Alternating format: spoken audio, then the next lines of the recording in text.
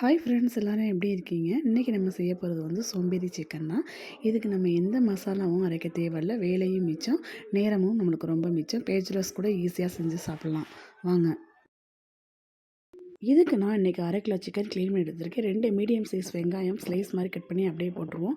இதில் 1 ஸ்பூன் மிளகாய்த்தூள், 1/2 ஸ்பூன் மல்லித்தூள், 1/2 ஸ்பூன் ஜீரகத்தூள், 1/2 spoon pepper, 1/4 spoon garam masala, 1/4 spoon மஞ்சள்தூள் போட்டு இதுக்கு தேவையான உப்பையும் போட்டுட்டு 1 ஸ்பூன் இஞ்சி பூண்டு பேஸ்ட்டையும் போட்டுருவோம். இது மேலே நான் தேங்காய் எண்ணெய் போட்டு கொத்தமல்லியை போட்டு நல்லா இதை மிக்ஸ் பண்ணி எடுத்து வச்சுக்கிடுவோம். இதை நல்லா மிக்ஸ் பண்ணிவிட்டு அதே செட்டிலே அப்படியே அடுப்பை ஆன் பண்ணி ஒரு 5 நிமிஷம் மூடி வச்சுருவோம்.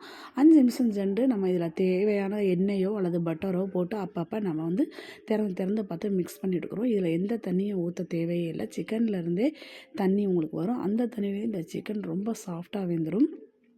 இப்போ வந்து நம்ம மேலே கொத்தமல்லியை போட்டு இறக்கணும்னா நம்ம அந்த பட்டரும் அந்த தேங்காய் எண்ணெயும் போட்ட ஸ்மெல்லுமே வந்து நம்ம